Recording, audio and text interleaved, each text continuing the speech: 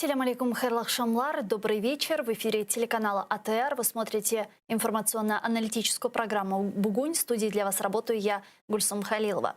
Следующие 3 часа в этой студии с гостями, которые подключатся к нам в эфир, мы обсудим основные события сегодняшнего дня. Традиционно предлагаю подключить к нашему эфиру сейчас Романа Спиридонова, журналиста из Ньюзрума. Он готов рассказать то, о чем планирует говорить в вечерних выпусках «Заман». Рома, привет, мы слушаем тебя. Приветствую, Гульсум. Сегодня мы расскажем о таких новостях.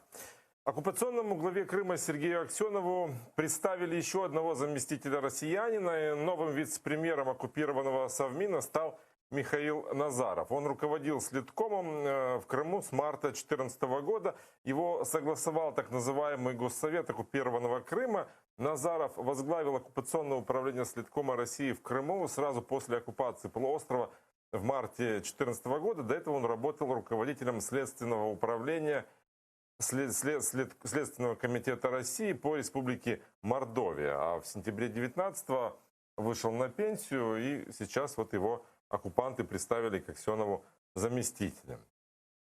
Еще один перл от так называемого спикера Госсовета Крыма Константинова. Он заявил, что крымчанам следует забыть о поставках Днепровской воды по Северокрымскому каналу. Канал нуждается в ремонте, и вода, если пойдет, то будет уходить в землю. А во-вторых, изрек Константинов, цитирую: «Кто вам сказал, что они не отравят эту воду и скажут, что мы это сами сделали?»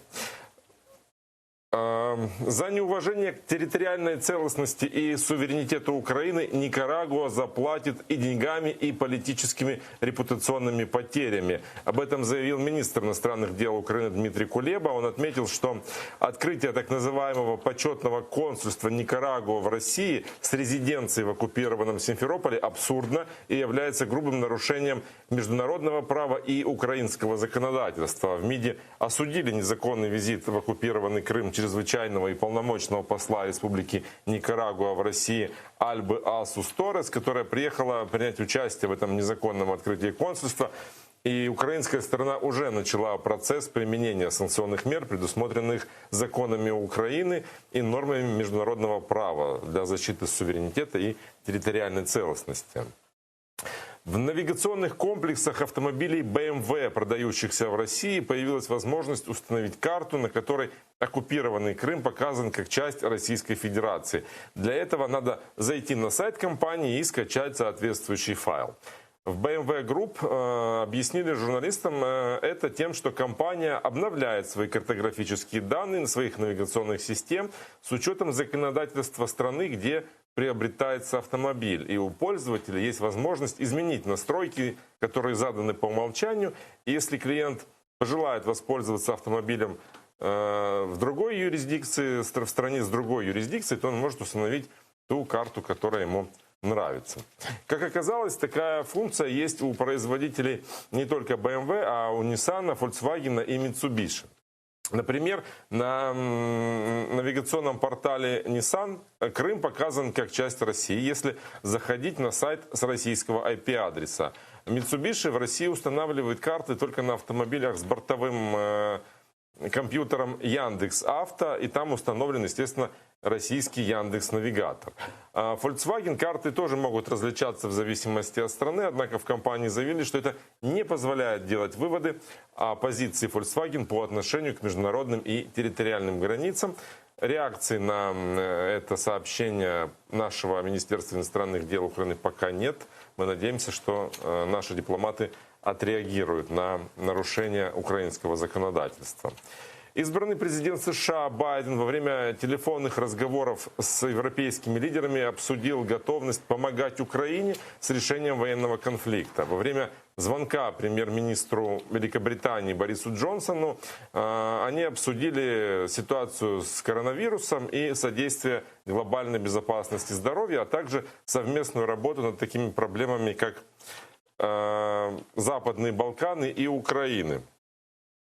В разговоре с президентом Франции Макроном Байден выразил интерес к совместной работе над решением конфликта в Украине. И Прокуратура Автономной Республики Крым недовольна тем, как Минприроды Украины мониторит экологическую ситуацию в Крыму.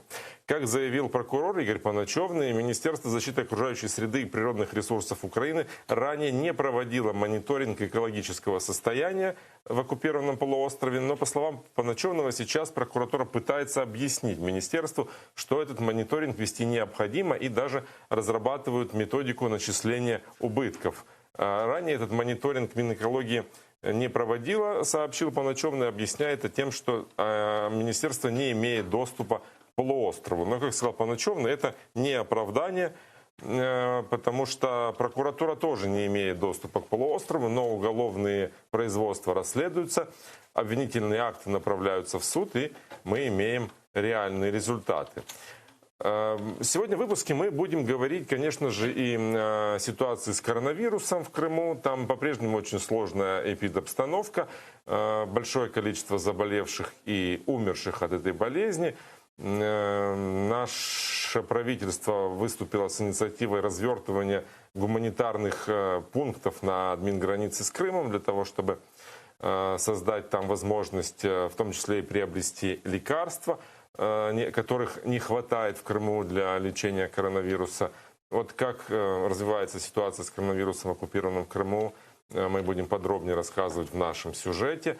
Расскажем и о вакцине, которая уже прошла все необходимые стадии, для стадии проверки и стадии исследований, и уже может поступить в продажу. И это не российская вакцина. Вот какая вакцина и кто уже стоит в очереди за ней, мы готовим сюжет об этом.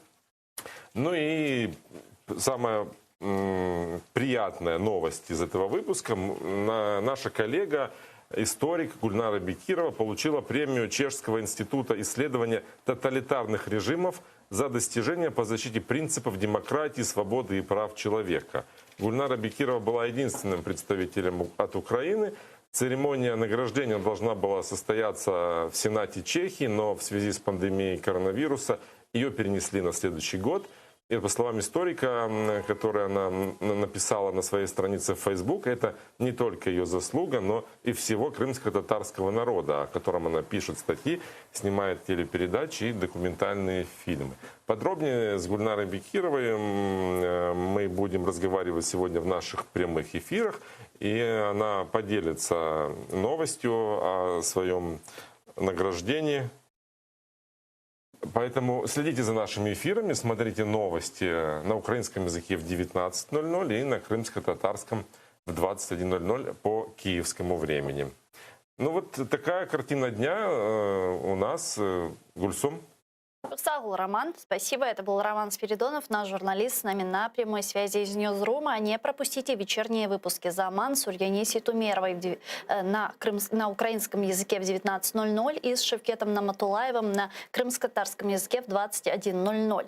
Ну, а мы в прямом эфире. Вы можете присоединяться к нашему эфиру. +3 80 73 419 41 58. Звоните нам абсолютно бесплатно по Вайберу. Также можете звонить по скайпу. atr.tv – это наш адрес. Звоните, задавайте ваши вопросы. Нам важен ваш голос. Ну а мы наш эфир начинаем со следующего информационного сообщения. Экс-командующий вооруженными силами Соединенных Штатов Америки в Европе Бен Ходжес считает, что о реальной деоккупации Крыма пока говорить рано. Об этом он сказал во время обсуждения украинскими и американскими политиками, дипломатами и военными аналитиками милитаризацию аннексированного полуострова и ситуацию в Черноморском регионе. Я думаю, що про Крим потрібно говорити в довгостроковій перспективі. Це стратегічно важливо. Той факт, що Сполучені Штати ніколи не сприймали і не визнавали анексію Литви, Латвії та Естонії, є гарною моделлю. І нам потрібно робити теж з Кримом. Кожен, навіть найменший аспект, будь-які місцеві вибори або коли росіяни зі своїми кораблями заходять в кримські порти, ми повинні миттєво реагувати, визнавати власників суден контрабандистами і декларувати, що Крим – це не частина Росії. К нашему эфиру сейчас присоединяется Андрей Юсов, директор школи відповідальної політики. Пане Андрію, вітаю вас. Доброго вечора. Доброго вечора. Ну, Вот это реальная картина, которую вот выше озвучил Бен Ходжес. Нам действительно придется долгое время ждать деоккупацию полуострова? Ну, пану Ходжесу дякуємо за відвертість. І, в принципі, це той рецепт, до якого країну готують і європейські колеги, і відтепер уже офіційні посадові особи Сполучених Штатів Америки. Так, це довга історія, і нам рекомендують набратись терпіння. То аналогія з країнами Балтії, які були довший час окуповані, це насправді останнім часом дуже популярна аналогія. Дуже добре, що нас порівнюють принаймні з країнами Балтії, а не, скажімо, з Курилами чи Калінінградською областю. Тобто тут за Україною чітко нам дають зрозуміти, що все буде добре, але коли ми вам не скажемо. І для нас це не привід ані, скажімо, складати зброю, ані розслаблятись. Це привід для постійної наполегливої роботи, тому що ситуація може змінитись буквально щодня. І якщо уявити, що найближчим часом в Росії може відбутись зміна політичного режиму, відхід Путіна від влади, внутрішні катаклізми, безумовно, і ситуація може змінитись, і оцінка пана Ходжеса також. Угу. Ну, в этом-то и вопрос. Долго это сколько, учитывая вот в какой период истории мы сейчас живем, когда события развиваются очень быстро, насколько долго это может затянуться? Ми повинні готуватись до того, що це може бути довго, але якщо ситуація зміниться завтра, то Україна, українська політична нація і українці, і кримськотатарський народ, наші міжнародні союзники повинні бути готовими до блискавичної реакції і дипломатичної, і, безумовно, безпекової і військового характеру. Сейчас Украина Зараз... к этому не готова.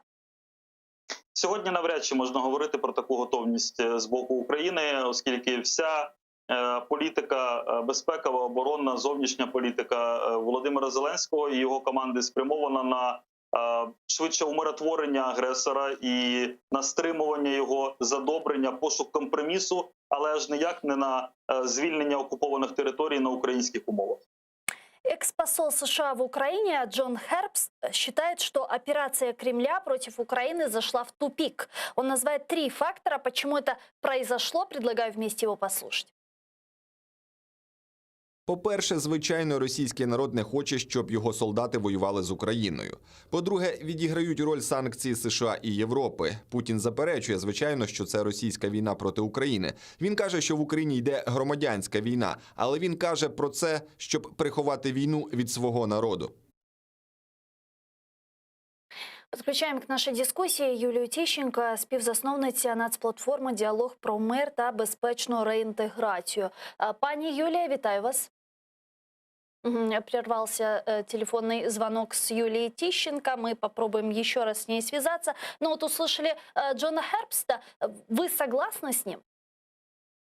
Ну, безумовно, може здалеку пану Хербсу так здатися, що активна фаза російської війни проти України зупинилася. Але насправді це не так. Війна триває і операція триває. І гібридна війна, як ми з самого початку на собі відчули, це не лише активні військові дії, це не лише зелені чоловічки, автомати і російські десантники, чи бурятські автоматчики, танкісти. Це також війна політична, це війна інформаційна, це підрив України зсередини. І ось сьогодні ми бачимо, як Росія втручається в українські місцеві вибори. Наприклад, найближчим часом, найближчої неділі відбудеться другий тур виборів мера Одеси, і російські державні телеканали, не соромлячись, критикують одного кандидата на міського голову і напряму підтримують іншого. Один з одіозних ведучих, товариш Соловйов, взагалі озвучив тезу про те, що може викупити Одесу і весь південь Російська Федерація у України. Тобто, безумовно, це все ознаки війни, гібридної війни проти України, і вона триває. Те, що зайшла в тупік військова стадія, так, з цим можна погодитись. Але разом з тим, за тими масштабами навчань, підготувань, переозброєнь, які відбуваються в країні-агресорі і в окупаційному корпусі на території Криму і Донбасу, можна стверджувати, що Росія розглядає також і військовий сценарій як один з ймовірних. Юлія Тищенко підключається к нам. Пані Юлія, вітаю вас. Да, добрий день, вітаю. Добрый день. Экс-посол США в Украине Джон Хербс заявил, что операция Кремля против Украины зашла в тупик. Вот вы с ним согласны? Действительно это так? Ну, во многом, ну, те, що відбувається сьогодні, це почасти дійсно глухий кут з точки зору впровадження з боку Російської Федерації, з точки зору пошуку бодай якогось виходу. Ну, зокрема, те, що відбувається в перемовинах навколо ОРДЛО, нормандський формат, ну і, зокрема, Крим. Да, ви до цього озвучували якби цитати Ходжеса. Ну, насправді ж нічого нового в цих цитатах немає. Чому? Тому що ми можемо пригадати, що, здається, на початку всіх цих сумних подій аналогічні паралелі проводила і тодішня посол Сполучених Штатів, да, тоді пані Марія Іванович. Щодо глухого куту, треба дивитись просто, в яких сферах відповідних глухий кут. Те, що Російська Федерація далі там буде мати потугу і впроваджувати там політику розхитування ситуації, можливо, впливу там на внутрішньоукраїнську політичну ситуацію, використовувати для цього політичні партії, зокрема в місцевих радах, як певні інструменти, це, я думаю, вже зрозумілі речі. Інша справа, якщо якісь загальні тренди зміняться, дуже складно якби передбачити, як з цього вийти, для того, щоб всі сторони зберегли обличчя. Вот если, к примеру, брать Крым, вот сейчас наиболее обсуждаемой темой является дефицит воды на территории оккупированного полуострова. И вот представитель президента Украины в Автономной Республике Крым Антон Кореневич считает, что дефицит воды в Крыму может способствовать ускорению деоккупации Крыма. Давайте вместе его послушаем. Ми вважаємо, що питання води Північно-Кримського каналу – це важливий важіль тиску на країну-окупанта. І цей важіль може прискорити деокупацію Криму. Тому що, як показує життя, країна-окупант наразі не здатна самостійно вирішити проблему водопостачання. Пани Юлия, как вы считаете, насколько это может ускорить деоккупацию полуострова? Допускаете ли вы такой вариант, что руководство РФ обратится к руководству Украины и скажет, вот мы не справляємося?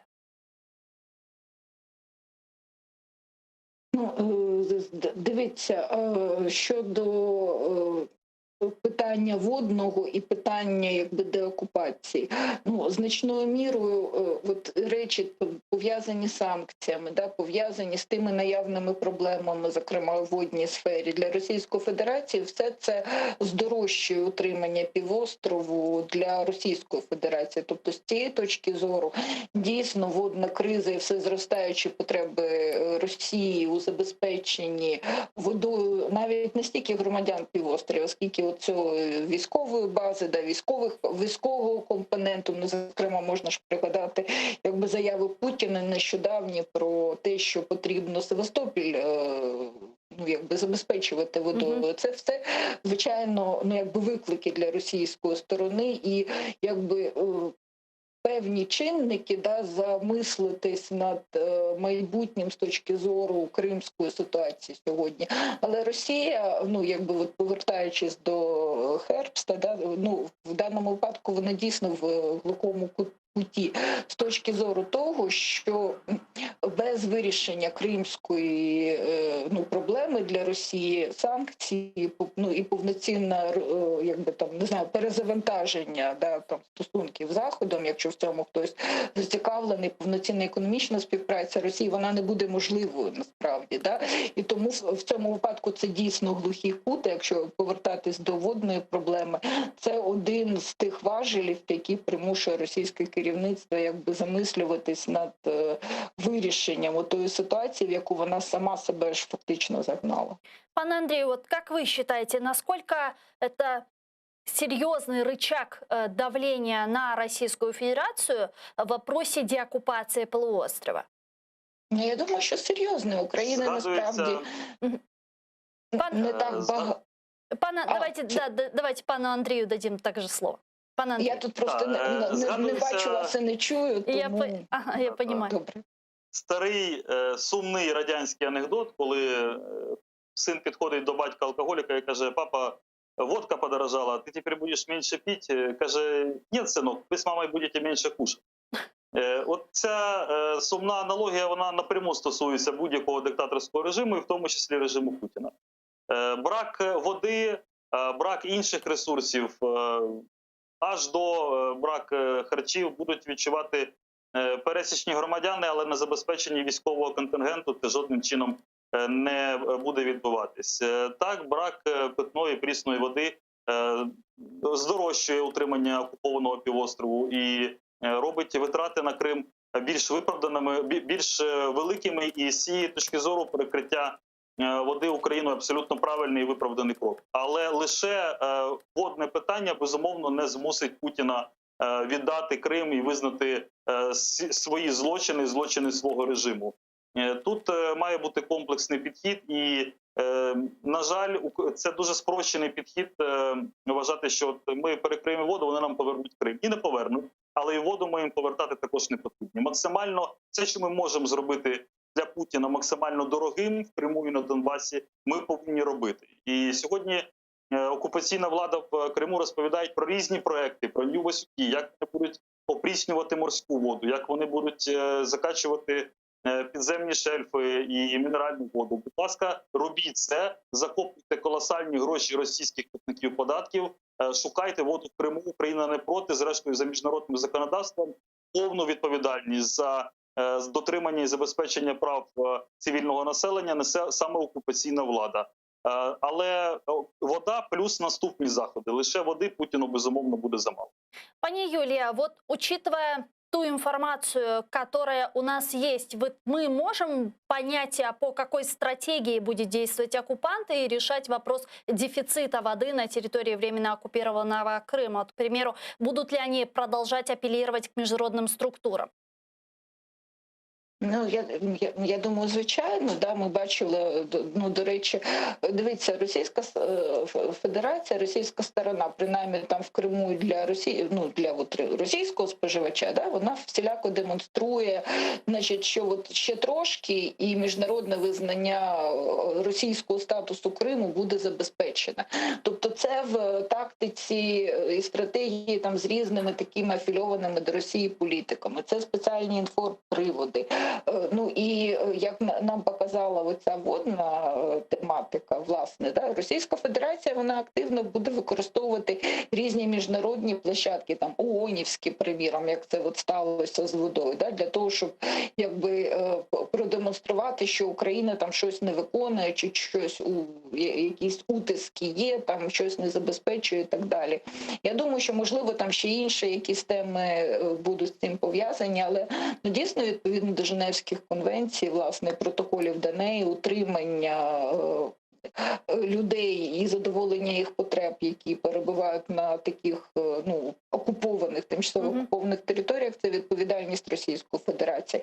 От, але те, що все якби дуже скоро не закінчиться, я не говорила, що тільки от вода і все. Да? Тобто вода це, ну, питання води, це як один із важелів впливу, власне. Безусловно. України не так багато цих важелів, насправді, да і взагалі у світової спільноти.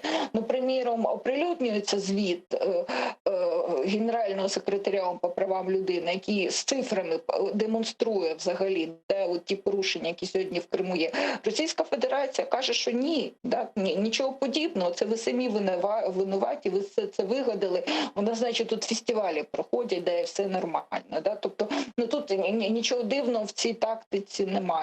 Інша справа, щоб люди, які от споживають інформацію, могли відрізнити ці зерна від плевел, да? Тобто, щоб вони, ну, також не очаровувались от тими внутрішніми російськими меседжами, які ще, не знаю, там, ці маніпулювання ще там з сталінського режиму. Дуже дякую вам, пані Юлія. Дякую. Юлія Тищенко, співзасновниця нацплатформи «Діалог про мир та безпечну реінтеграцію», була з нами на прямому зв'язку. Пане Андрію, я предлагаю перейти к следующей оккупированной территории, к Донбассу. Участники подгруппы по политическим вопросам трехсторонней контактной группы взяли за основу предложенный украинской стороной план действий по Донбассу. Об этом украинская делегация в трехсторонней контактной группе сообщила вчера на своей странице Facebook. Этот план украинская делегация обнародовала еще 5 ноября, и вот основные его пункты. Виведення іноземних військ, незаконних збройних формувань та найманців з території України на початку 2021 року. Скасування владою Російської Федерації низки рішень і документів, які є прямим втручанням в життя ОРДЛО, наприклад, про спрощений порядок надання жителям цих територій російського громадянства.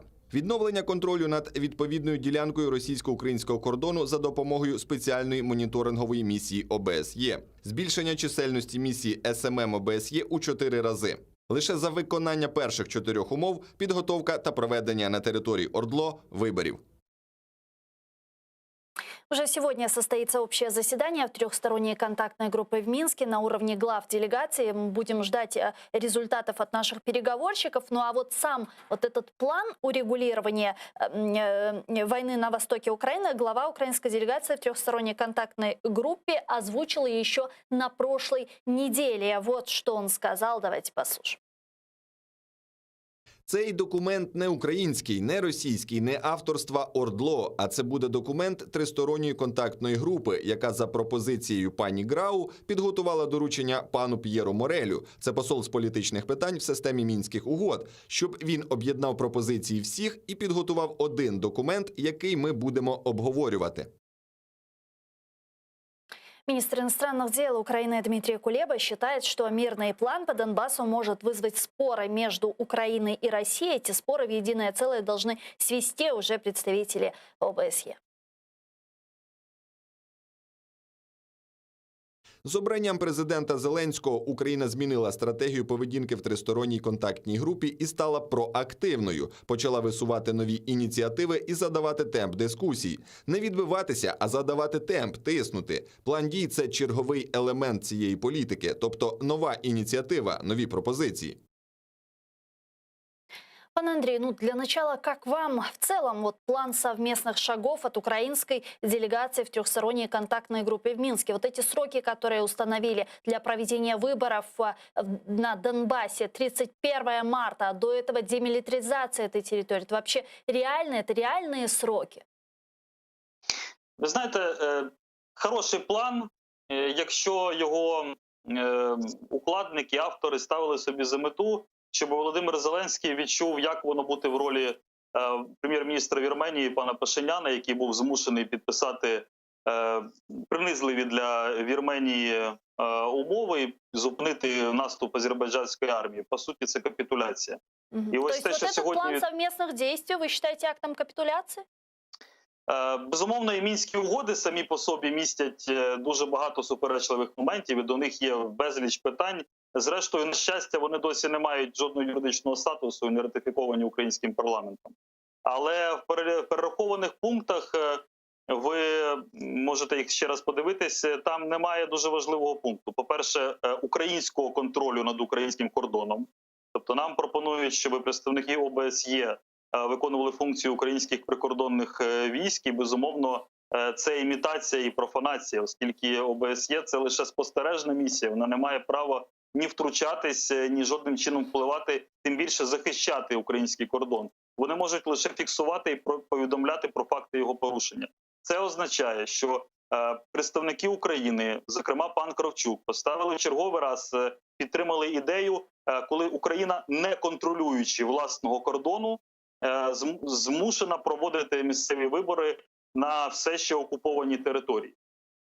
Формальний пункт про виведення збройних формувань для Росії виконати найлегше, оскільки як і 6 років тому, так і сьогодні Путін стверджує, що їх там нет. А раз їх там нет, то і виводити, відповідно, немає кого. Якщо говорити про терміни до березня місяця, безумовно, це абсурд. І я переконаний, що безліч українських партій, кандидатів, навіть в тому числі мешканці українського Донбасу, які були змушені стати переселенцями і мешкають сьогодні в інших регіонах України, просто не поїдуть брати участь в цих виборах. Ні як кандидати, ні як спостерігачі, ні як члени дільничних виборчих комісій через питання безпеки. Оскільки кордон не буде контрольований, українських силовиків там до березня в повній мірі так і не з'явиться, суди українські не запрацюють. Відповідно, про який захист українських громадян ми можемо говорити, це один аспект. А другий аспект, які конкурентні вибори можуть бути на території, де 6 років планомірно російська пропаганда винищувала і промивала простір від всього, українського, всього демократичного. Пане Андрію, давайте подключим к нашей беседе сейчас Игоря Лапина, народного депутата Украины 8-го созыва, участника российско-украинской войны. Пане Игорю, витаю вас.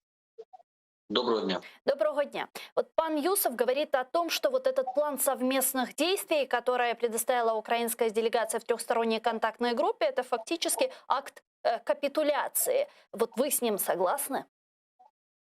Ну, перш за все, будь-які дії, які наша, скажімо так, представники ТКГ, зокрема пан Кравчук, будуть рекламувати нам як можливі речі в той час, коли немає повного безпекового контролю, то все це буде виглядати лише, ну, знаєте, такими фантазіями пана Кравчука.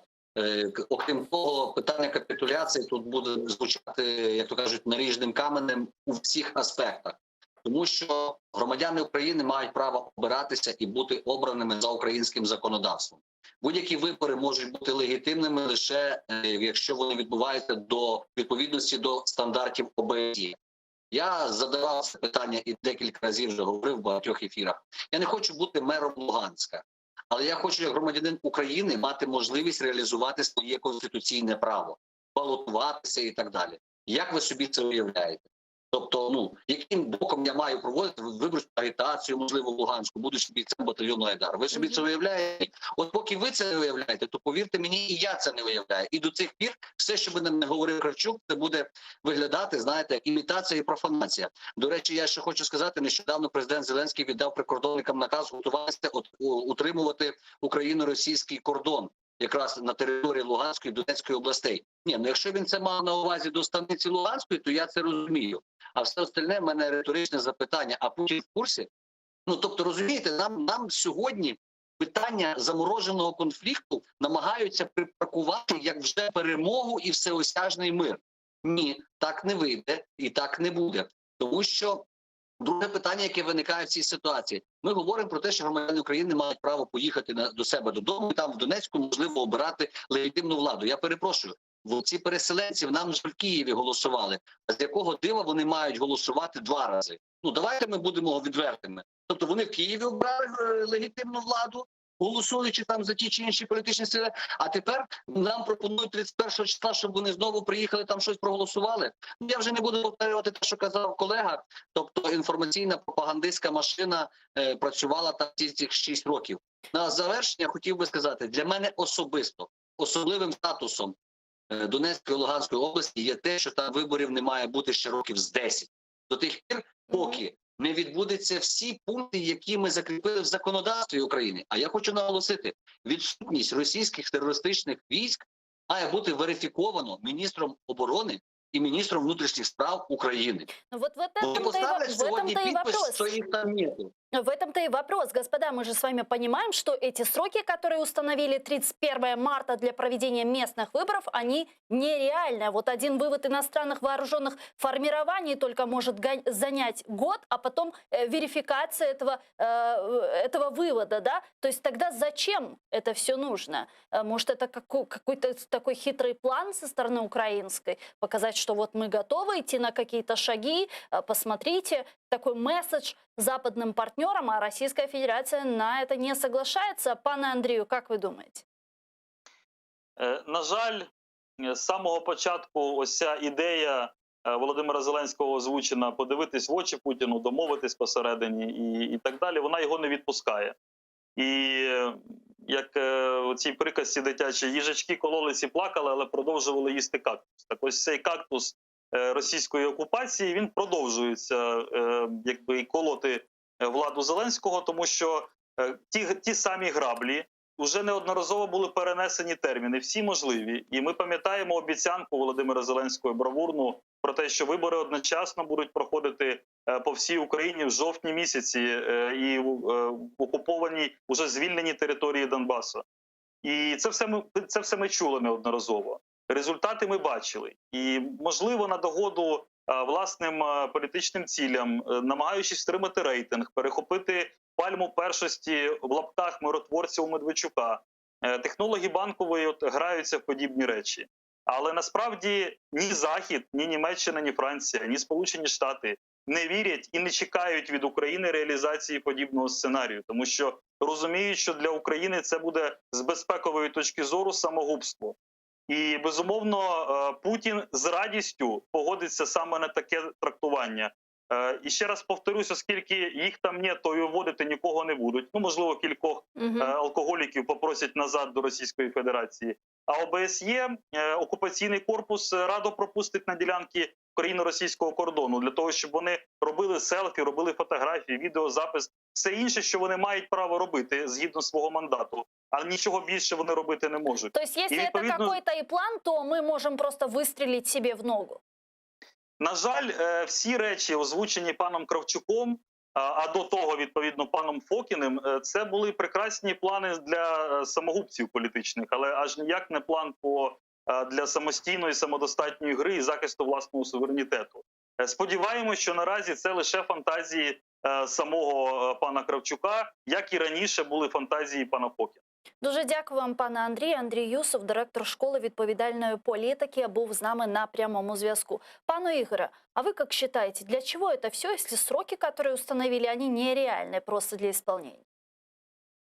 Ну, дивіться, перш за все, є така річ, ми розуміємо, моніторинг суспільної думки. Тобто, це ж не Зеленський сказав. Це розумні люди мають собі зрозуміти, що Мінська тристороння контактна група, вона не є генератором ідей.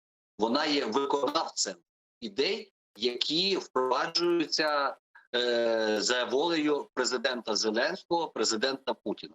І до тих пір, поки всі ці речі не будуть згенеровані тими, хто дійсно несе відповідальність і має право прийняття рішень в кінцевому варіанті, то все це можна назвати, знаєте, тестуванням суспільної думки. Ну, дивіться, наприклад, Кравчук говорить про те, що нам потрібно там, оце прощення, амністія і так далі. Ну, я вам скажу як юрист, як може бути застосована амністія? Перше, має бути порушене кримінальне провадження, має бути встановлена особа, яка скоїла той чи інший злочин, має провестися розслідування, має відбутися засідання суду, має бути обвинувальний вирок суду.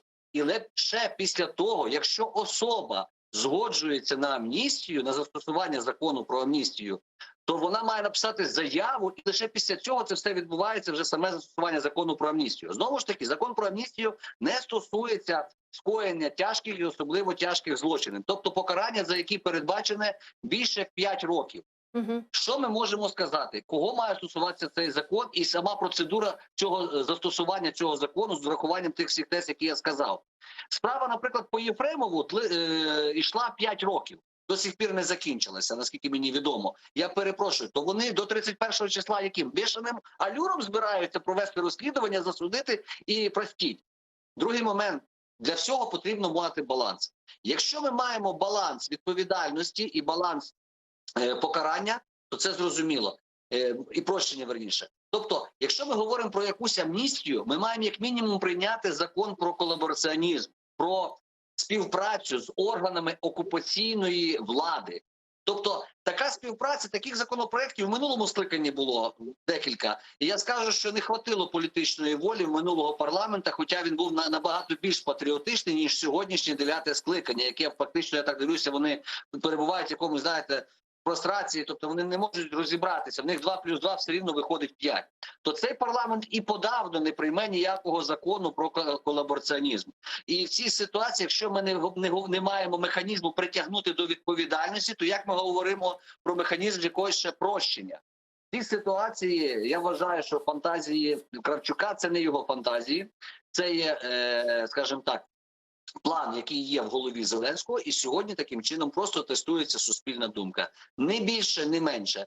Чим більше буде таких тестувань, тим менше ми почнемо реагувати на ті чи інші заяви Кравчука. Ну і я хочу ще наголосити, я читаю Гармаша, він каже, що такого плану немає.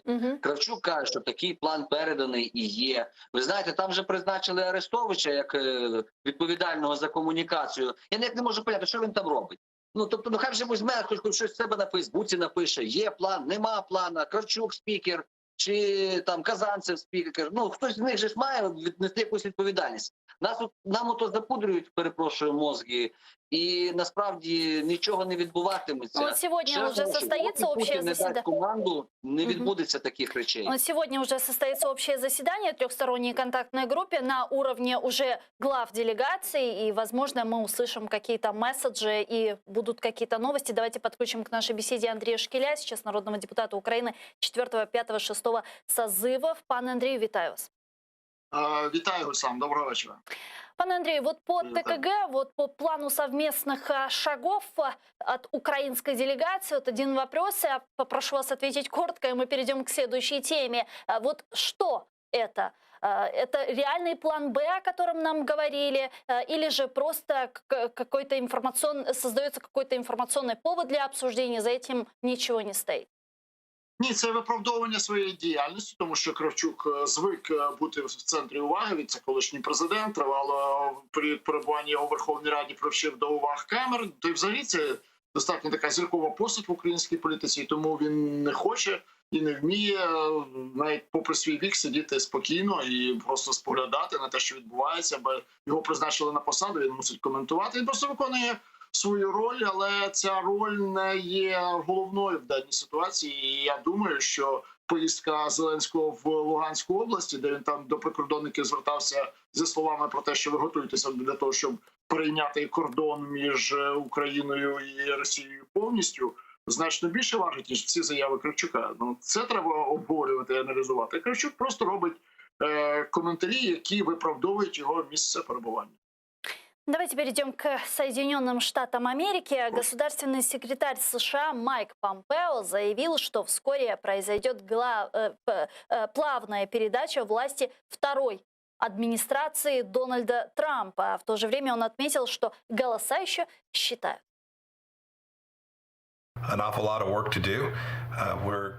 Світ повинен бути повністю впевнений в тому, що перехідний період 20 січня буде успішним. Ми готові. Світ спостерігає за тим, що тут відбувається. Ми збираємося підрахувати всі голоси. Пане Игоре, правильно ли я понимаю, что Дональд Трамп не планирует передавать власть? Ну, ви знаєте, дійсно на тлі гучних заяв з боку пана Трампа, ну, це, звичайно, лише він знає, що в нього там в голові. Я знаю, що збираються кошти, готуються судові позови і так далі щодо перерахунків. Ну, але ви знаєте, чесно кажучи, для мене особисто є трошки таким великим здивуванням і напевно розчаруванням, що виявляється і в Сполучених Штатах при їхній сталій демократії і верховенстві права ще можуть бути якісь речі, які говорять про можливі фальсифікації, вкиди, перерахунки. То ще залишилось сказати про каруселі, і в принципі тоді, вибачте, куди к чертям котиться цей світ. Тому я думаю, що все-таки це лише гучні заяви з боку Трампа. Насправді ж, на моє глибоке переконання, що там все відбудеться в демократичний спосіб і вчасно. Ну, я так щось, мені хочеться в це вірити. Що стосується, хто би не прийшов до влади, хто би не переміг в цих виборах, ну, перш за все, переможе американська демократія, на моє глибоке переконання. Другий момент, для нас, для України, важливо, щоб інтереси економічні і геополітичні співпадали з інтересами України. Ну, до прикладу, наприклад, інтереси економічні Сполучених Штатів співпадають в цій частині з нами в контексті Північний потік-2. Вони ввели санкції, зупинили, нам це вигідно, в нас своя труба, свої проблеми з Росією і так далі. Тобто Штати діють більш рішуче, але знову ж таки у моменті, коли співпадають їхні інтереси. Ну, а взагалі, я, звичайно, так само, як і всі, слідкую за соцмережами, де сьогодні на тлі останніх заяв, які робляться в Сполучених Штатах, також робляться певні речі, вкидаються в інформаційний простір України. Ну, наприклад, можливо, відставка пані Венедіктової, яку готує там Портнов з Єрмаком і так далі. Тобто мене це от більш турбує, що відбувається в Україні, бо тому що, ще раз наголошую, демократія Сполучених Штатів, вона, на моє глибоке переконання, трошки стоїть на щебель вище, ніж в Україні. Дякую вам, пану Ігорю. Ігор Лапін, народний депутат України 8-го скликання, був з нами на прямому зв'язку. Пане Андрію, вот эти заявления Дональда Трампа о том, что он победил, вот какая-то фальсификация, которая говорит окружение Дональда Трампа. Вот вообще, как это все вписывается в правовое поле Америки? Ну, ви знаєте, тут Дональд Трамп подібний трошки до Кравчука. Він відпрацьовує свій номер, він мусить відповідати своїй посаді на президента. Він залишається президентом і він піде відставку однозначно. Але його посада в очах американського суспільства – це такий розбишака хлопець. Це такий, знаєте, з Центральної Америки людина, з Сполучених Штатів Америки, людина, яка від землі, хоч він мільярдер і ніколи, напевно, на тій землі не працював більше, ніж просто займаючись гольфом. Але тим не менше таку роль він мусить грати. Він і грає. Він каже, що він переміг, він каже, що голосували за Байдена покійники і ще якісь інші несенітниці. Він це буде говорити рівно доки виборники не приймуть свого рішення. Після того він звернеться до судів, ще кілька буде заяв, але, ну ви ж чули заяву пана Помпео, це майбутній кандидат в президенти від республіканської партії. Саме він буде претендувати на роль головного об'єднувача усіх республіканських кіл, тим, щоб балотуватися на наступних виборах президента. Тому його заяви є заявами демократичної партії. А заяви Дональда Трампа, ну, вони будуть такими автономними, самостійними і будуть дратувати прихильників демократів, будуть дратувати помірковане коло республіканців, але це не впливатиме на перебіг ані підрахунку голосів, ані підведення підсумку виборів, ані жодних інших підсумків підведення цього року і входження у наступний рік з новим президентом паном Байденом. Но вот если комитет выборщиков огласит победу Джозефа Байдена на президентских выборах, вот Трамп будет также себя вести и не признавать эти результаты? И может ли после этого это породить какие-то массовые протесты в Америке, которые перерастут в долгосрочные? Трамп не погодиться ніколи, це зрозуміло. Тобто судова система Сполучених Штатів дозволяє сумніватися у будь-якому рішенні понад 3 роки. Тому що в одну судову інстанцію подати, в другу, в третю. Тобто він особисто буде незгодним. Але його прихильники, незначна кількість його прихильників, тільки з ними залишиться. Тобто жодних заворушень, жодних протистоянь більших, ніж були раніше в Америці, не буде. Це однозначно і з боку Байдена також. Якби він не намагався це пізніше продати як найбільші протести або щось таке, не буде. Не буде масових заворушень. Чому? В першу чергу тому, що масові заворушення – це міста. А міста належать демократам. І в містах можуть, звичайно, меншість, ну, скажімо так, кричати, але уваги на себе привертати тільки цим, нічим іншим. Жодні протести, страйки, перетинання магістрали, такого не буде. І виборці Трампа не цього очікують. Вони очікують, знаєте, постійне його вкидання нових фактів про те, що все погано, треба міняти, треба прибирати від влади демократів. Тобто його вважають таким розпалювачем міжпартійної боротьби, яка пригасла останніми роками правління демократів, правління Обами в Америці. Зараз це підросло, але Байден це все заспокоїть. Тем не менее, подсчет голосов еще продолжается, а Украина официально уже поздравила Джозефа Байдена с победой. Как вы думаете, мы не поторопились?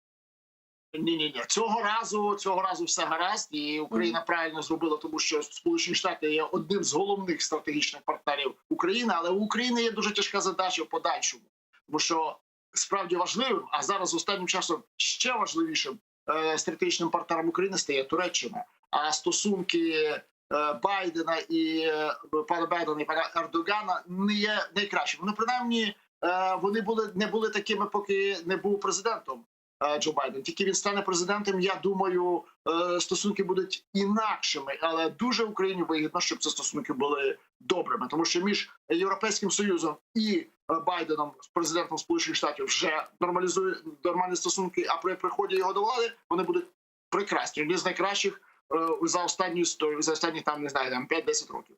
Але нас цікавить Україну не тільки цей фронт, не тільки Західний фронт, але Східний також. Тому це для України дуже важливо. Українська дипломатія має тут докласти максимум зусиль для того, щоб ці стосунки в цих стосунках між Туреччиною і США Україна мала ключову роль. Давайте підключимо к нашій дискусії ще Олександра Краєва, експерта з Ради зовнішньої політики «Українська призма».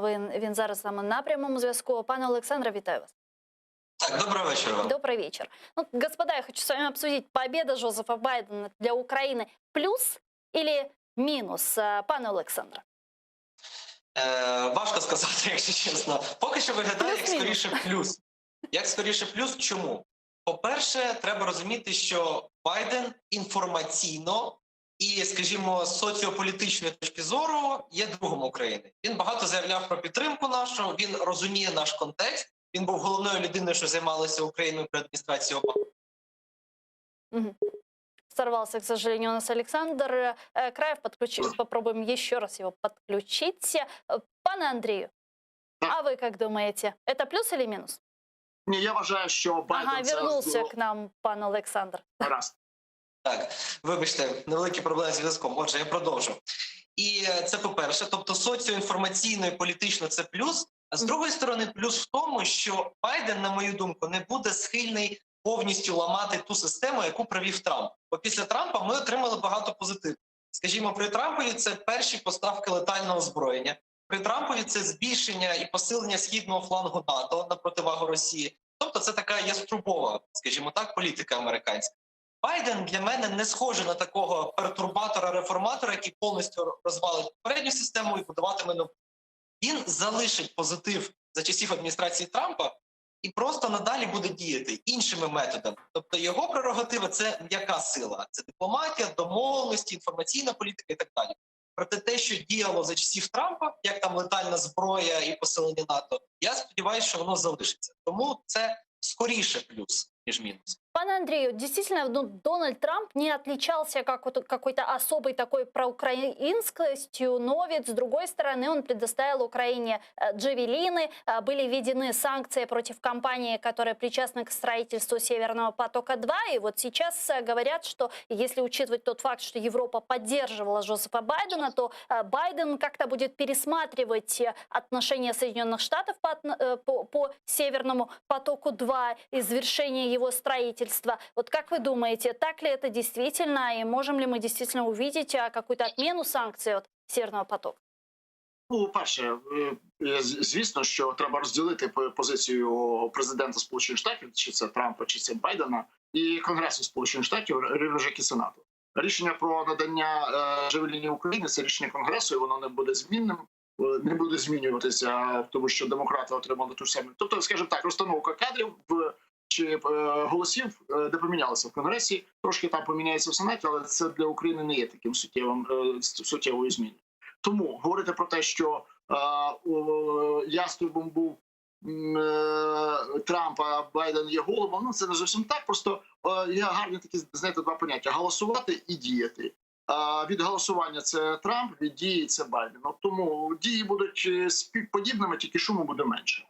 Щодо Північного потоку. На Північний поток вплине не позиція економічна, якою керувався Трамп, а цього разу на Джо Байдена буде впливати позиція політична. Отруєння Навального нікуди не зникло. Росія не просто визнала, демонстративно показала цілому світові, і в першу чергу в Німеччині, що труїмо і будемо труїти. Десь приблизно так виглядає позиція країни, лідера опозиції, котрої є отруєний, а ця країна, опозиціонер котрої перебуває на лікуванні в Німеччині, навіть не порушувала кримінальної справи за фактом його отруєння. Щоб просто спростувати, сказати, отруєння не було, бо він сам отруївся, навіть кримінальної справи немає. Тому тут дії Байдена є абсолютно, знаєте, розміщені такими реперними знаками. Він не зможе себе повести по-інакшому, ніж так, як він себе вів до того. Тому що вже надто серйозні важелі задіяні. Тому Північний поток-2 не буде. Наприклад, якщо його і вирішить добудовувати років через 10, коли Росія стане демократичною розвинутою країною, так, то він вже заржавіє. Я думаю, що втратить просто свою економічну привабливість.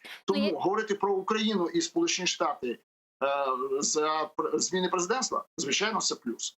Зміна президента Байдена на Трампа. Але в будь-якому випадку скільки візитів не здійснив би президент Байден до України, яким би він настроєм не володів, читаючи слово «Україна». Це буде залежати від Києва. Вот Якість стосунків формує Україна. Но с другой стороны, когда мы говорим про Конгресс, ведь есть закон от 2017 года, который принял Конгресс Соединенных Штатов Америки о введении санкций против ближайшего окружения Путина. Это очень серьезные санкции на триллионы долларов, но администрация Дональда Трампа этот закон все же блокировала. Вот, пан Александр, как вы думаете, увидим ли мы имплементацию этого закона? Я думаю, тепер дійсно адміністрація Байдена буде більш, скажімо так, поблажливою до подібних законів, навіть незважаючи на те, що баланс в Конгресі де-факто, як казав мій колега, зберігся. Маємо республіканський сенат і демократичну палату представників. На цей раз адміністрація Байдена, з моєї точки зору, вона дійсно буде більш схильна саме до такого інструментарію. Тобто до інструменту санкцій, введення певних обмежень, формування певного іншого порядку денного, як в Америці, так і для своїх союзників. Тому фактично санкції проти Путіна і проти оточення Путіна були б логічним продовженням як риторики і інформаційного наративу кампанії Байдена, так і, в принципі, того, що він робив ще на посаді віце-президента. Фактично, я б сказав навіть, що подібними санкціями питання може не обмежитися, і дійсно це отримає свій розвиток. Проте, знову ж таки, треба розуміти, що адміністрація Байдена не зразу зможе зайнятися питанням Росії, тому так, вона це блокувати не буде, проте певних таких рішучих кроків проти Росії з перших днів президентства я б не чекав. Це все-таки питання там декількох місяців після того, як завершиться так званий перехідний період.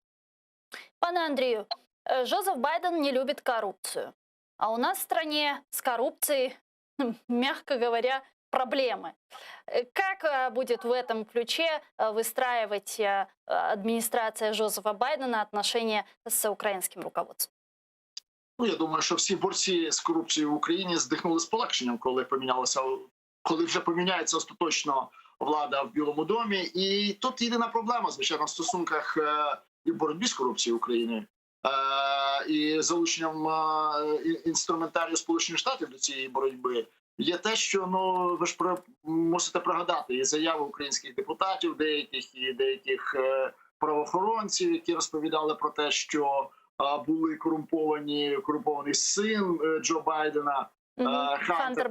Ця вся історія не буде підніматися ніколи ані Сполученими Штатами, ані тим паче в жодному випадку адміністрацією президента Байдена. Ну как, у нас же возбуждено уголовное дело в ДБР. Ні, тінь від цього залишиться. Ну, можна списувати на кримінальну справу, можна багато речей робити, але тінь в стосунках залишиться. Тому реальними покращеннями, реальні якість стосунків Україна-Сполучені Штати ми побачимо тільки тоді, коли зміниться адміністрація Зеленського. Звичайно, швидше всього це станеться разом зі зміною президента, але якщо поміняється адміністрація, якщо очиститься весь цей механізм, можна говорити про новий, відкритий і якісно інакший діалог між Києвом і Вашингтоном, ніж він був за Дональда Трампа. Тільки зміна вже, скажімо так, середовища корумпованого або підозрюваного в корупції, або того, що експлуатувало корупційні зв'язки, тільки зміна цього, усунення цього середовища влади відкриє новий формат стосунків між Штатами і Америкою. І це станеться обов'язково, тому що я не вірю в те, що не будуть тут і виборів дострокових в Україні. Будуть, можливо, не президентські, але парламентські, можливо, вони не будуть в цьому році, але в наступному. Але зміна влади, вона висить в Україні в повітрі. В будь-якому випадку, якщо це закінчиться не перевиборами, то точно зміною оточення Зеленського. Якщо Зеленський хоче вести діалог і бачити своє майбутнє в Україні, скажімо так, щоб бачити на стіні історії України своє прізвище написане не просто золотими літерами, а просто написане, хоч якось, він мусить поміняти зараз своє оточення. Бо іншого виходу він немає, або піти відставку самому особисто. Пане Олександре, що буде з ділами в ДБР проти Байдена? Якщо ми поступимо розумно, то ми про ці справи дійсно не згадаємо.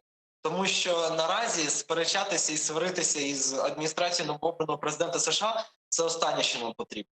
Навіть незважаючи на те, що, як я вже казав, перші півроку під час перехідного періоду Україна не буде на порядку денному нової адміністрації, адже, як видно, хоча Байден робить заяви на нашу користь, скажімо так, проте він дійсно має зайнятися і ковідом, він має зайнятися наступною економічною кризою, яка насувається після другої хвилі, він має зайнятися соціальними протестами, які, в принципі, ще не були до кінця врегульовані.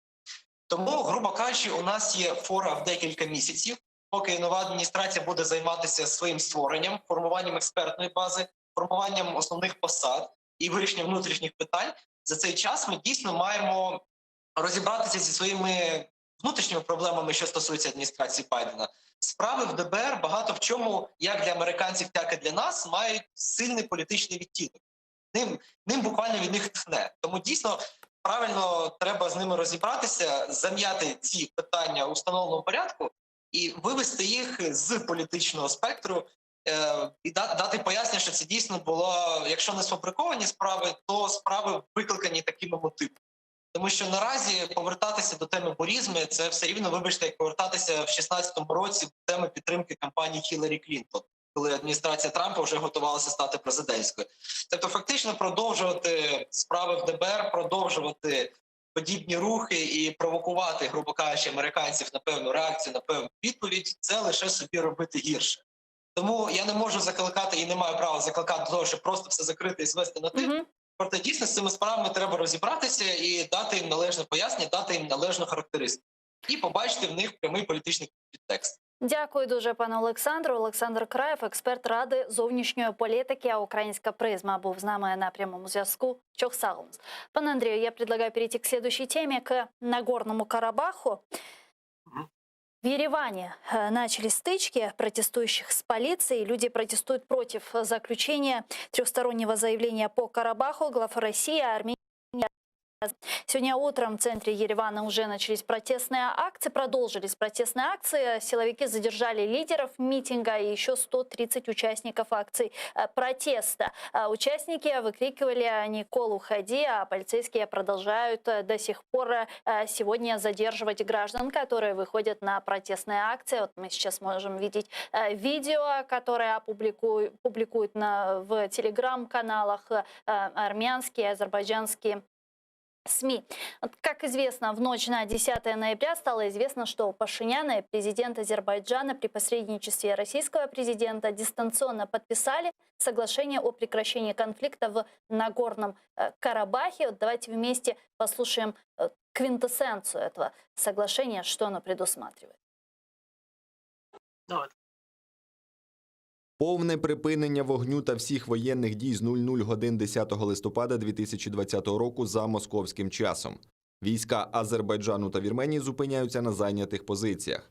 Уздовж лінії зіткнення в Нагірному Карабасі та вздовж коридору, який з'єднує Нагірний Карабах з Вірменією, Росія розгортає свій контингент, названий миротворчим. Свій контингент у регіоні розгорне також Туреччина. Контроль за транспортним сполученням у спірному регіоні здійснюватимуть, зокрема, і органи прикордонної служби Російської Федерації. Пане Андрею, как вы считаете, вот можем ли мы для наших зрителей уже говорить, что война за Нагорный Карабах закончилась полной победой для Азербайджана и полным поражением для Армении? Можемо говорити, що ця війна закінчилася повною поразкою для Вірменії. Вірменія програла на всіх фронтах, на політичному, тому що до цього часу орієнтувалася на ненадійного союзника Росію у той час, як ситуація змінилася і в самій Росії, і в самій Вірменії, змінилася влада, але чомусь лишився незмінний єдиний союзник у вирішенні усіх питань, зокрема на Кавказі. Це помилка була, і за цю помилку треба було заплатити поразку. Вірменія єдина, хто програв.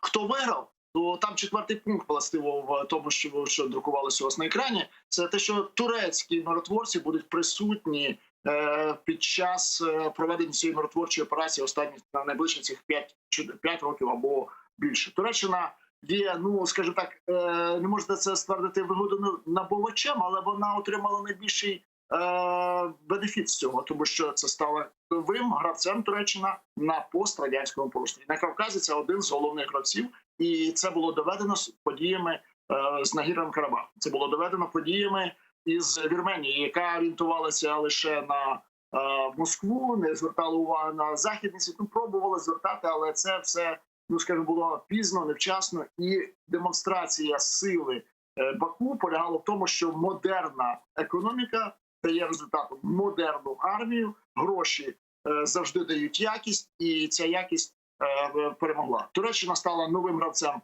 на пострадянському просторі. Це дуже важливо для України, тому що був тільки один гравець, єдиний – це Росія, і з ними по черзі грали Європейський Союз, Сполучені Штати. Збільшення кількості гравців посилює якість чемпіонату, кажуть. Знаєте, то в даній ситуації сильний гравець, який є Туреччина, який є стратегічним партнером України на даний момент, дає усі підстави стверджувати, що ситуація буде інакшою після цих бойових дій, ніж була в Грузії, наприклад, після того, як туди були введені миротворці в Абхазії. Пане Андрію, У нас сейчас есть возможность подключить к нашему эфиру депутата Милли Меджлиса Азербайджана. Только у меня к вам небольшая просьба. Он не понимает украинский язык. Если у вас есть возможность перейти, можете перейти на русский язык, и мы сможем вместе пообщаться. Возможно, у вас будут еще какие-то вопросы. Хорошо, перейдем на русский язык, без проблем. Ага, Кямран Байрамов сейчас на прямой связи. Кямран бей, салям алейкум. Здравствуйте, Гульсум. Здравствуйте. Вы довольны подписанным соглашением для начала? Прежде всего, добрый вечер. И спасибо за приглашение участвовать в вашей передаче. Ну, речь, конечно, не обо мне, речь об азербайджанском народе. Да, азербайджанский народ ликует, он доволен, потому что исполнена главная мечта азербайджанского народа. Возвращаются территории, оккупированные армянскими вооруженными силами, заключен в виде заявления режим прекращения огня. Поэтому, да, можно сказать, что азербайджанская сторона, Азербайджанская республика, руководство Азербайджана, в принципе, удовлетворено этим заявлением, все пункты которого, в принципе, отвечают интересам Азербайджанской республики. Как вы считаете, вот что явилось триггером того, что соглашение подписали ночью, и почему такой именно быстрый ввод миротворцев на территорию Нагорного Карабаха?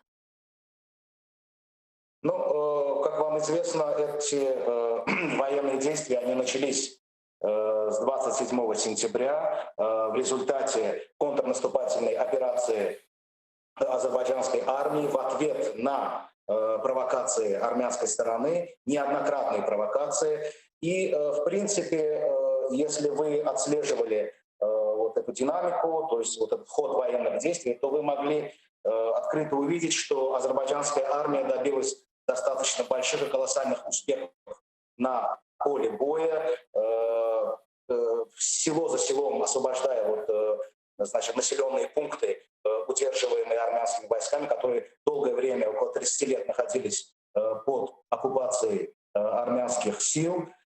И, в принципе, я так думаю, что к этому вопросу все шло по мере, так скажем, успешных действий и достижений азербайджанской армии. И, в принципе, я так понимаю, что тут даже суть не в том, что как это быстро было сделано. Самое главное здесь, что было остановлено, вот эти военные действия, они были остановлены, было остановлено кровопролитие.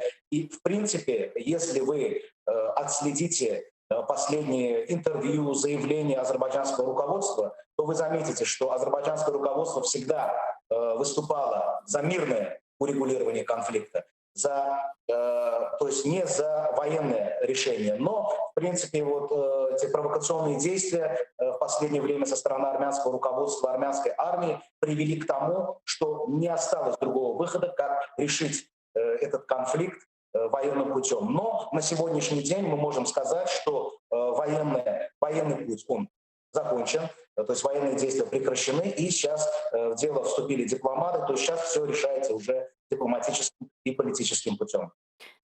Победой в том числе является упразднение так называемой Нагорно-Карабахской республики. А вот кто теперь будет в администрации вот этих территорий, на которые вошли миротворцы? Скажем так, вот вы говорите так называемая Нагорно-Карабахская республика. Если вы знаете предысторию конфликта, главной целью Армении было создать, так скажем, самоопределиться на территории другого государства.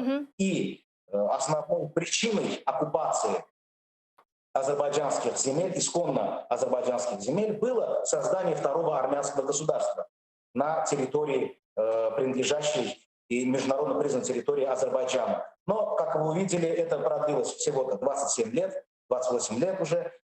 И этим самым азербайджанское руководство, азербайджанская дипломатия все время заявляла, что никогда не согласится, никогда не примет создание второго армянского государства у себя на территории. И если вы заметили, что, в принципе, вот этот текст заявления, он прямо говорит о том, что все эти оккупированные территории, они будут освобождены, то есть будет осуществлен вывод всех оккупационных сил. И учитывая то, что эти территории, находившиеся под оккупацией, являются азербайджанскими территориями, международно признанными территориями всем международным сообществом, Организацией Объединенных Наций и других международных организаций, то тут даже не стоит вопрос, что кто будет осуществлять, так скажем, администрирование на этих территориях. Естественно, администрирование будет осуществлять Азербайджанская республика, будет работать азербайджанские законы, азербайджанская конституция. И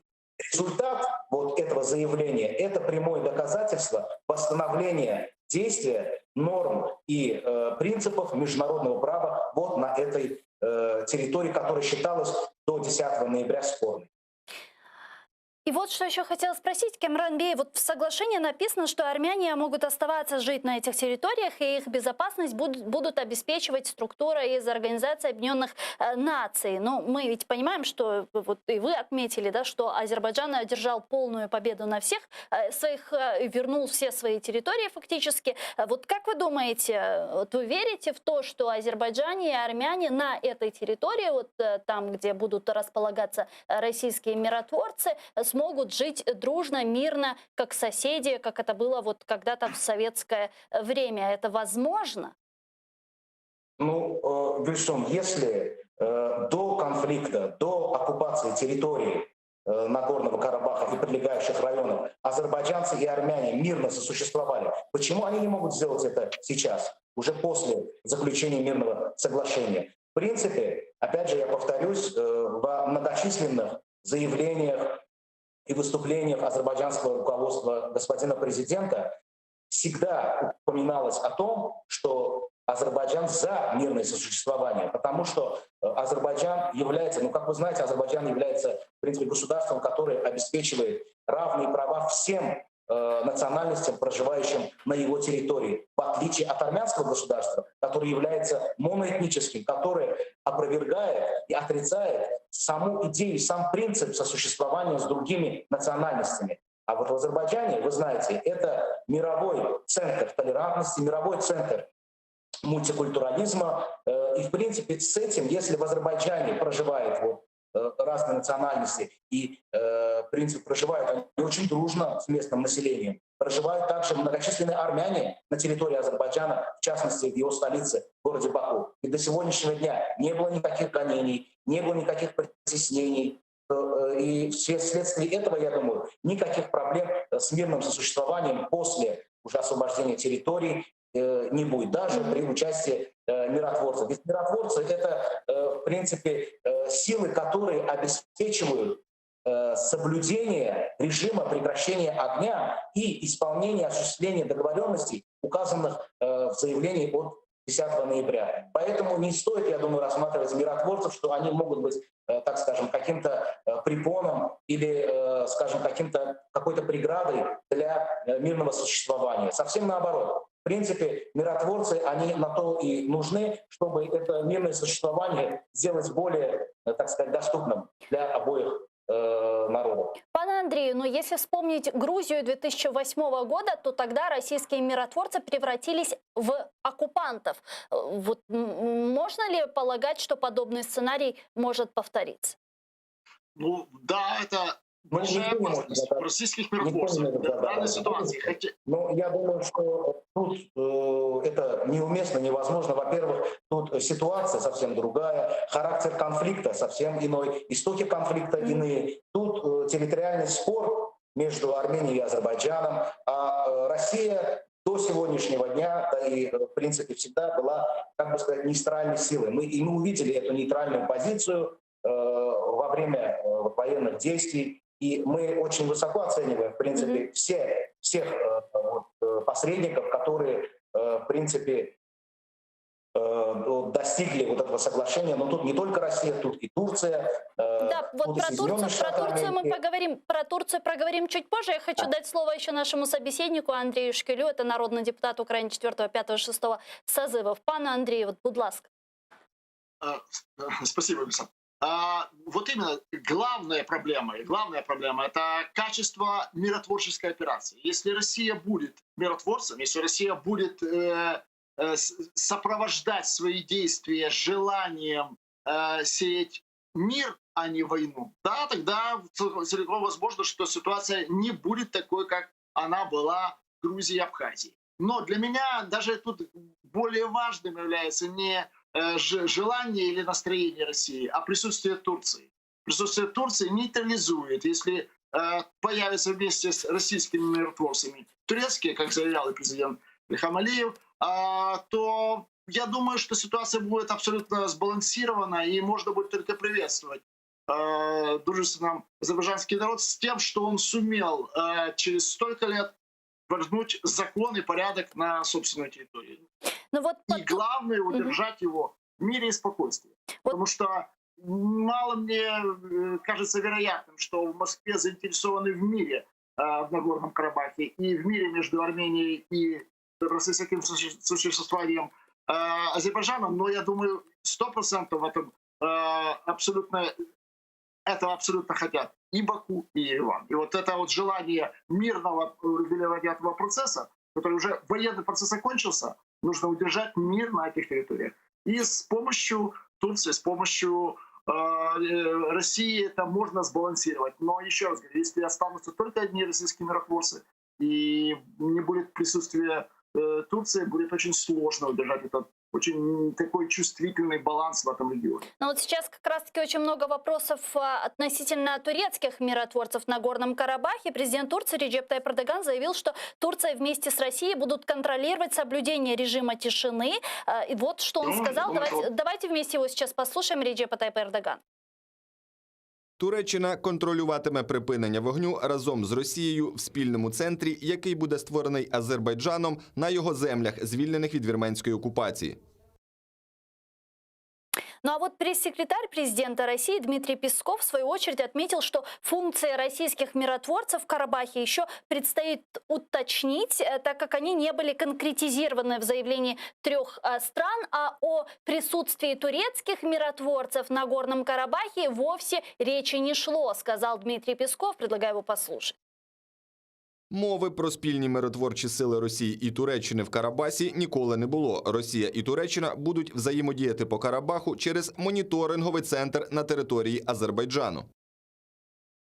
То есть Песков говорит, что Турция и Россия будут взаимодействовать через мониторинговый центр, который будет располагаться на территории Азербайджана. Камран Бей, правильно ли понимаешь, что на территории самого Нагорного Карабаха турецких миротворцев не будет? Или же будет? Вот непонятно пока что.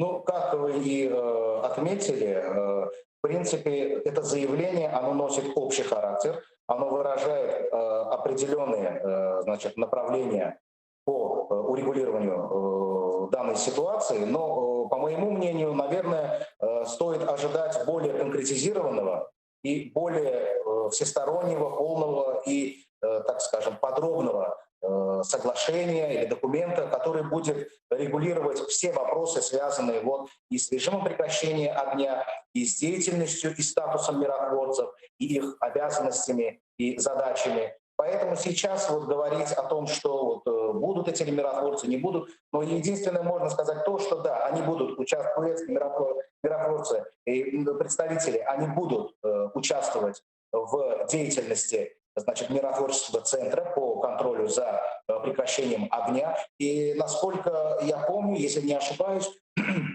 в ближайшее время, по словам президента Турции Реджепа Тайипа Эрдогана, насколько я знаю, будет визит, в ближайшее время будет визит делегации Турции в Россию, именно связанный вот именно с вопросом то есть Нагорного Карабаха и миротворческих сил в данном регионе. Я думаю, что после вот этого визита, я думаю, что многое станет понятно, многое мы поймем. Пане Андрею, что получила Турция по завершению войны в Нагорном Карабахе? Вот многие эксперты говорят, что теперь в Закавказье лидер Турецкая республика. Так ли это? Турция получила авторитет. Авторитет в позитивном, очень важно это заметить, в позитивном ключе. То есть сейчас без Турции ни один вопрос на Кавказе не будет решен без ее участия. И это очень положительно. Я считаю, это очень позитивная история. Почему? Потому что Турция — это государство с демократической очень длинной истории. Это страна, которая дорожит своей честью и репутацией, которая не разбрасывается словами. И лидер Турции Реджеп Эрдоган, он четко всегда расставляет интересы и своей страны, и стран ближайших соседей. Поэтому как с точки зрения Украины, это очень важный шаг, очень важный успех Турции в постсоветском пространстве. Потому что это ни много и ни мало, это успех в целом постсоветском регионе. Потому что на конфликт смотрели очень внимательно все страны бывшего Советского Союза, как он развяжется и какую роль сыграет в нем Турция. И очень важно это произошло то, что Турция продемонстрировала четкую линию разграничения собственных интересов и интересов стран-соседей. И это было, я думаю, что в дальнейшем, если турецкие миротворцы будут на тех же самых условиях пребывать в Нагорном Карабахе, как и российские, ситуация, можно четко уже сказать, что ситуация окончена. Окончена позитивно, с пользой для закона. То есть всегда можно дискутировать, что важнее, справедливость или закон, но в данной ситуации, когда говорится о воссоединении государственной целостности, самое главное слово — это закон. Дальше уже задание миротворцев следить, чтобы было право каждого на самоопределение, каждого человека, каждого гражданина было поддержано и обеспечено. Камран Бей, вот не будучи каким-то конспирологом, я отдаю себе отчет, что основными переговорщиками в этом процессе, в этом ключе также были Российская Федерация и Турецкая Республика. И каким-то образом Эрдогану удалось связать руки путинской России. Вот как все-таки лидеры Турции и Азербайджана смогли добиться того, что Российская Федерация не вмешалась на стороне Армении в конфликт и осталась в нейтралитете? Прежде всего я скажу, что одной из стран, которая очень активно политически поддерживала Азербайджан, и не только во время этих военных действий, а уже очень долгое время, это была Турция. Я бы хотел также особо упомянуть и Украину, которая также с первых дней этих военных действий выразила свою однозначную поддержку территориальной целостности Азербайджана. Это тоже хочется отметить. В том числе и Россия. Россия своим невмешательством, она показала и, в принципе, устами своего руководителя Владимира Путина, она заявила, что она не будет вмешиваться в конфликт, пока этот конфликт идет на территории Азербайджана. Это было сказано. Это были территории Азербайджана. То есть азербайджанская армия вела эти военные действия на своей территории, на своей международно признанной территории. И я думаю, что тут какое-то вмешательство, оно было бессмысленным, потому что будь какое-либо вмешательство, это было бы нарушение международного права. Ведь это суверенная территория Азербайджанской республики. Именно в пределах этой территории, этих границ мы вступили в Организацию Объединенных Наций. В принципе, Совет Безопасности ООН в своих резолюциях, принятых в 1993 году, в принципе, признал эти территории, эти земли, территории Азербайджана и потребовал немедленный вывод войск. Ну, о том, что речь, если говорить о вынуждении, принуждении там, России или других государств о невмешательстве, вот я это объясняю тем, что это было бы нарушением. Любое вмешательство в этот процесс, в этот конфликт, в эти военные действия, он был чреват нарушением международных договоренностей, международного права. И наше руководство изначально обращалось ко всем странам о том, чтобы никто не вмешивался в этот конфликт, потому что это конфликт между Азербайджаном и Арменией. А Армения, в свою очередь, если вы помните, своими провокационными действиями старалась привлечь в качестве стороны конфликта Турцию, хотя Турция оказывала лишь политическую поддержку Азербайджана.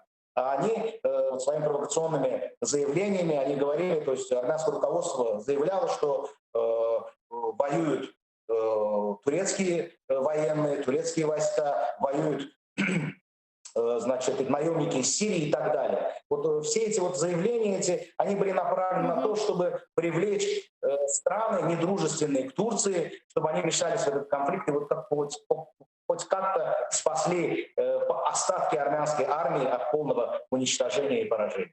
Çok sağ olunuz. Дуже дякую вам. Камран Байрамов, депутат Милли Меджлиса Республики Азербайджан, и Андрей Шкиль, народный депутат Украины 4, 5, 6 созывов, были с нами на прямой связи. Тешекурлер, спасибо, дуже дякую. Ну а я вынуждена с вами попрощаться. Мы прерываем наш эфир ненадолго, всего лишь на 5 минут. А далее эфира информационно-аналитическая программа «Бугунь» мы продолжим уже на крымско-татарском языке. Не переключайтесь. Коршкевич.